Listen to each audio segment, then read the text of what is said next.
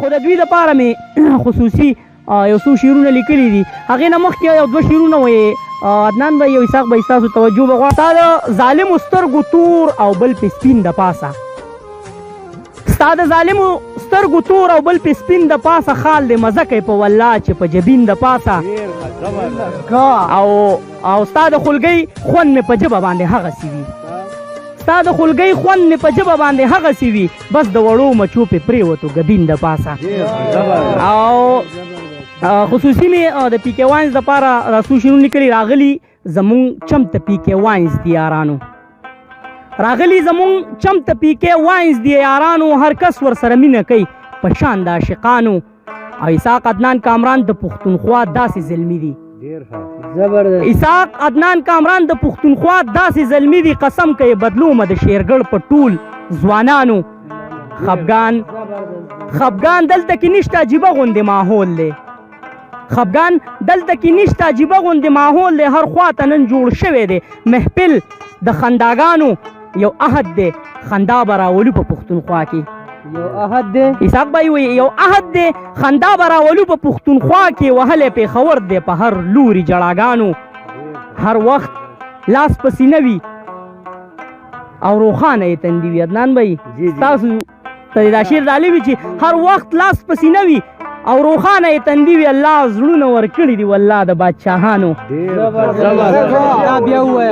دا شعر بیا ووایه. هر وخت لاس په سینه وي او روښانه یې تندي وي، الله زړونه ورکړي دي والله د بادشاهانو، او د درې واڼو جوړه کنډمه مشه څومره خوند کوي.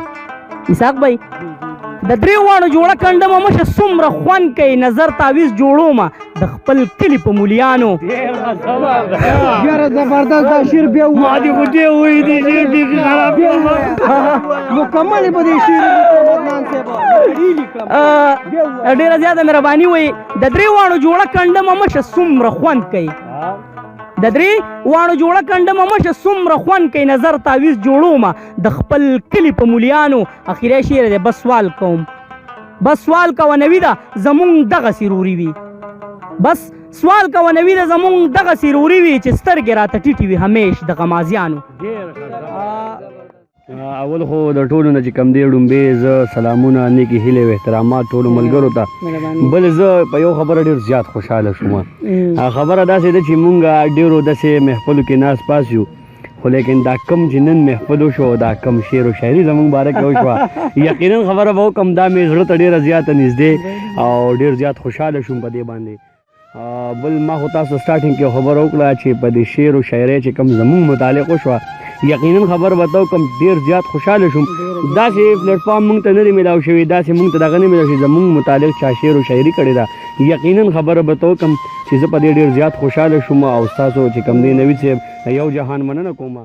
بیا تاسو چې کوم دا خبردار ټي وي کوم پروګرام تاسو سٹارټ کړی دی د ملګرو د دې ملګرو چینل دی خبردار ټي وي، الان کې دوی وی چې موږ واین سٹارټ کو هوې د نوید ارمانی صاحب دا خبره وا چې بده کې به موږ په هر ټاپک باندې خبرې کوو، شعر او شاعري، نظم، غزل، واینز او بل داسې ریپورټینګ.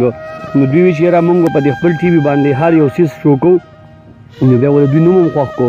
نو مهرباني وکړئ د دوی سره پوره سپورټ وکړئ، د دوی دا چینل هم سبسکرایب کړئ. کوم ملګرو زموږ چینل نه سبسکرایب کړي، شاید ډېر کسان پکې داسې موږ په ډومبي ځلي ني، نو زمونږ پی کې ټي وي چینل دی هغه هم سبسکرایب. د دې ملګرو سپورټ وکړئ، ستاسو په سپورټ به دوی مخکې ځي.